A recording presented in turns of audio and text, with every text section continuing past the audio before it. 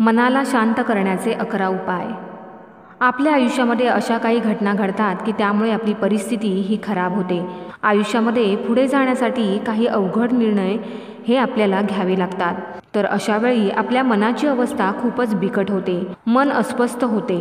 अशा अस्वस्थ मनाला थारावर आणण्यासाठी आणि मनाला शांत ठेवण्यासाठी काय केलं पाहिजे तेच आपण या व्हिडिओमध्ये पाहणार आहोत। चला तर व्हिडिओला सुरू करूया। नंबर 1, कोणत्याही परिस्थितीमध्ये शांत राहणं ही मनाची खूप मोठी शक्ती आहे। कोणतीही परिस्थिती असली तरी सुद्धा आरडाओरडा न करता शांतपणे विचार करून निर्णय घेण्याची आणि अडचणी सोडवण्याची आपल्याला सवय लागली पाहिजे। नंबर 2, प्रत्येक गोष्टींवर आपलं नियंत्रण असलंच पाहिजे असं नाही, कारण की ज्यावेळी कोणत्याही गोष्टीवर आपलं नियंत्रण नसतं अशा वेळी घडणाऱ्या घटनेकडे पाहण्याचा आपला दृष्टिकोन आपण बदलू शकतो। त्यातच आपलं हित असतं। ज्या गोष्टींवर आपलं नियंत्रण नाही आणि आपण काहीही करू शकत नाही त्यावेळेस अशा गोष्टींचा विचार करण्यात वेळ वाया घालवू नका। नंबर 3, आपल्या मनाची ताकद हीच आपली खरी ताकद असते।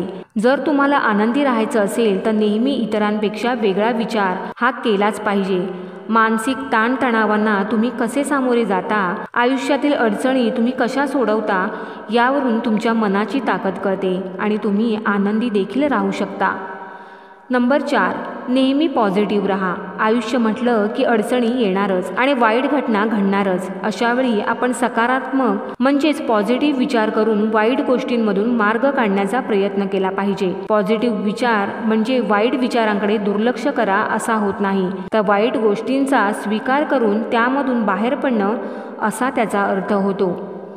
नंबर 5, भविष्यकाळ चांगला पाहिजे असेल तर जुन्या गोष्टींमध्ये अजिबात अडकून राहू नका, कारण बऱ्याचदा असं होतं की आपल्या मनाविरुद्ध एखादी घटना घडली की आपण स्वतःलाच त्रास करून घेतो, आदळआपट करतो, मोठमोठ्याने आरडाओरडा करतो आणि त्याचा मनस्ताप देखील करून घेतो। तुम्ही असं करत असाल तर पुढच्या वेळी एक गोष्ट नेहमी लक्षात ठेवा की पुन्हा मनाविरुद्ध काही घटना घडली तर आधी केलं त्याप्रमाणे करायचं नाही, तर नवीन पद्धतीने विचार करा, म्हणजे येणारा काळ आपल्याला अडचणींचा वाटणार नाही किंवा ठरणार नाही आणि आपलं मन देखील शांत राहील। नंबर 6, प्रत्येक वेळी विचार करताना आपण खूप नशीबवान आहोत असाच विचार केला पाहिजे, कारण परिस्थिती कितीही वाईट असली तरी अशा अवघड परिस्थितीमध्ये चांगलाच विचार करता आला पाहिजे किंवा केला पाहिजे।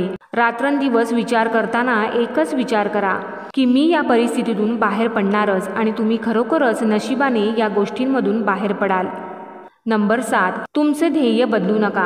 आपण ज्या कामाची सुरुवात केली आहे ते काम जर आपल्या हातून पूर्ण झालं नाही, कामामध्ये काही चूक झाली तर घाबरून जाऊ नका।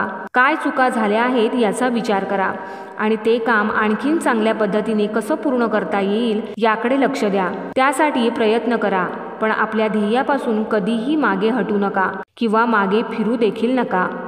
नंबर 8, यश मिळणारच। कोणतेही चांगले बदल घडण्यासाठी आपल्याला काही वेळ जाऊ द्यावा लागतो, त्यामुळे आपण जर संयमाने सगळी कामे पूर्ण करत राहिलो आणि प्रत्येक काम मार्गी लावत राहिलो तर यश हे नक्की म्हणजे हमखास मिळणारच। नंबर 9, आयुष्यामध्ये यशामुळे कधीही हुरळून जाऊ नका आणि अपयश आलं तर कधीही खचून जाऊ नका। बऱ्याचदा असं होतं की काही माणसं थोडंसं यश मिळालं की हुरळून जातात आणि अपयश आलं तर एकदम खचून जातात, नाराज होतात, परंतु असं न करता अपयशाला खंबीरपणे तोंड देता आलं पाहिजे।